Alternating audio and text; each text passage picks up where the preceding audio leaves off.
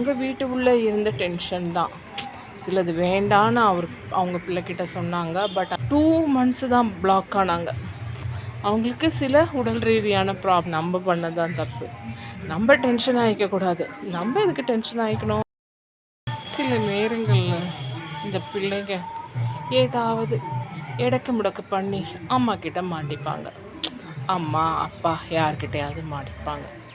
இப்படி தான் ரீசெண்டாக என் ஃப்ரெண்டு அவள் பையன் அவங்க சிலதெல்லாம் பார்த்திங்கன்னா 3 மாத கோர்ஸுன்னு சேருவாங்க, 6 மாத கோர்ஸுன்னு சேருவாங்க, 1 year கோர்ஸுன்னு சேருவாங்க. இந்த மாதிரி நிறைய சர்டிஃபிகேட்ஸ் வச்சுருக்காங்க.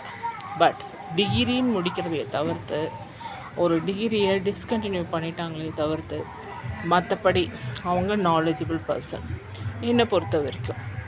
அந்த மாதிரி ஒரு உமன் அந்த லேடிக்கிட்ட அந்த அம்மா கிட்ட அந்த பையன் பெரிய வாக்குவாதம் ஒரு போன மாதம் போல் அவங்க அம்மா கிட்ட. ஆமாம், அவங்க இப்போ கொஞ்சம் ரீசெண்டாக சொந்தமாக ஒரு பிஸ்னஸ் பண்ணிக்கிட்டு ஒரு ஷாப் வச்சுக்கிட்டு போதும் எனக்கு இது போதும்.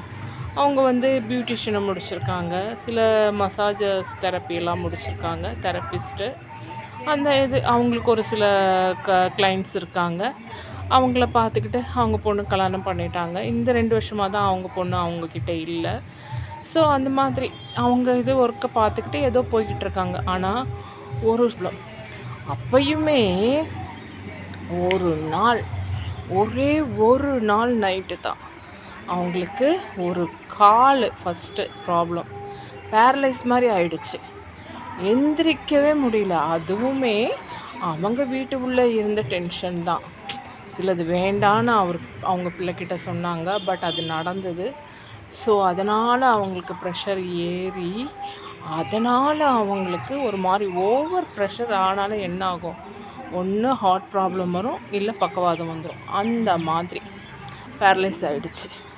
சுத்தமாக எந்திரிக்க முடியல. மதியம் நல்லா சாப்பிட்டுட்டு கொஞ்ச நேரம் தூங்கலான்னு தூங்கினவங்க சாயங்காலம் ஒரு 5 மணி போல் எந்திரிக்கலான்னு எந்திரிக்க முடியல. அப்படியே விழறாங்க, பயந்துடுறாங்க. ஃபஸ்ட்டு அவங்க பயந்துடுறாங்க.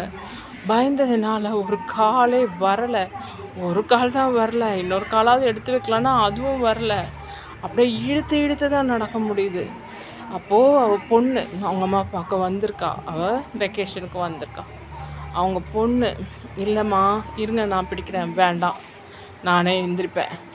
ஏன்னா அந்த நெஞ்ச தைரியம் வேணும். ஏன்னா சிலவங்களுக்கு ஃபஸ்ட்டே நம்ம மற்றவங்கள எதிர்பார்த்தோம்னா அது அப்படியே போயிடும். அவங்கள தாழ்த்திப்பாங்க. அவ்வளோதான், மனசளவில் பாதிச்சிடுவாங்க. மனசளவில் பாதிப்படைஞ்சா அவ்வளோதான், போச்சு. எல்லாமே ஒன்று ஒன்றா செயலிழந்து போயிடும். என்னை பொறுத்த வரைக்கும் அவங்க கேட்கல. முதல்ல 2 மாப் ஸ்டிக்கை எடுத்துகிட்டு வா, நான் எந்திரிக்கிறேன், நான் போகிறேன், இழுத்தாவது நான் போகிறேன் அப்படி சொல்லி 2 மாப் ஸ்டிக்கையும் எடுத்து வச்சுக்கிட்டு முடிஞ்ச அளவுக்கு இழுத்து ஒரு கால் செயலே ஆகலை.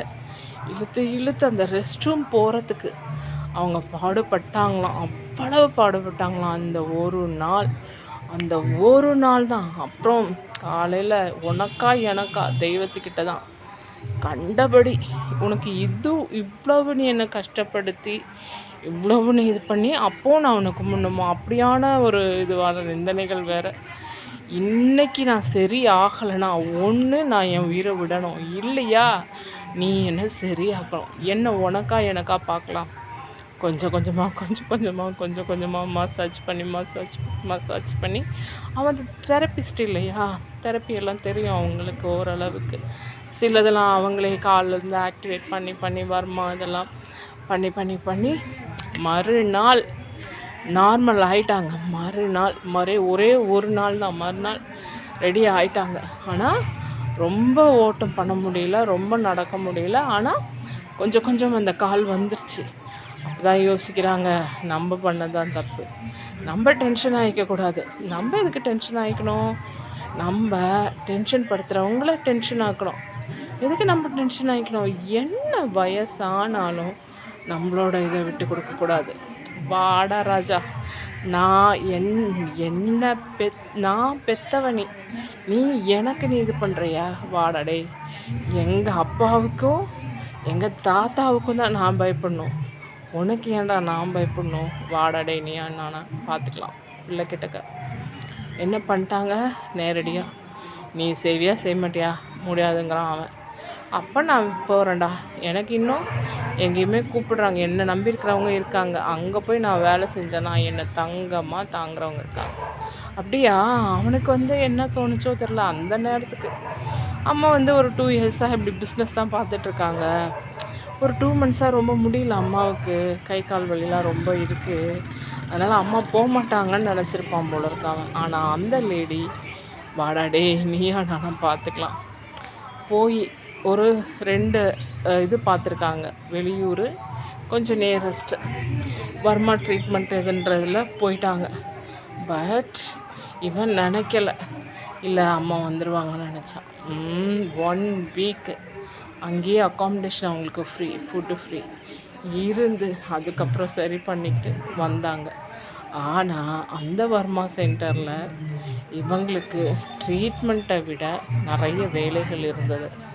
ஸோ ஒரு சில இதனால் என்னால் முடிஞ்ச வரைக்கும் வரேன், நீங்கள் சில அப்பாயின்மெண்ட்ஸ் எனக்கு கொடுங்க, இந்த கிளைண்ட்ஸ் கொடுங்க, நீங்கள் கிரிட்டிக்கலாகவே கொடுங்க, அது என்னால் ரெக்டிஃபை பண்ண முடியும் அப்படின்ற ஒரு இதில் அவங்க வெளியே வந்துட்டாங்க. இப்போ அம்மா பிள்ளையெல்லாம் சேர்ந்துட்டாங்க. எதுக்கு சொல்ல வரேன்னா, எந்த வயசானாலும் சிலவங்களுக்கு அந்த அறிவு இன்னும் இன்னும் இன்னும் இன்னும் என்ன கற்றுக்கலாம், எங்கே போகலாம், எதை தேடலாம், அப்படித்தான் இருக்கும். ஆனால் பிள்ளைக்கிட்ட ஓரளவுக்கு தான் அடங்கி போக முடியும், எல்லாத்துக்கும் அடங்கி போக முடியாது. அதுக்காக சொல்ல வரேன். அந்த லேடி ஜெயிச்சிட்டாங்க. கடைசியில் போன இடத்துலையும் நல்ல மதிப்பு, அவங்களுக்கு ஏற்ற மாதிரி ஃப்ளெக்சிபிள் டைம் தரேங்கிறாங்க. இப்போ அந்த பையனுக்கும் அம்மாவால் முடியும், நம்ம தப்பு பண்ணிட்டோன்ற அந்த இதுக்கு வந்துட்டான். இதில் வேணும்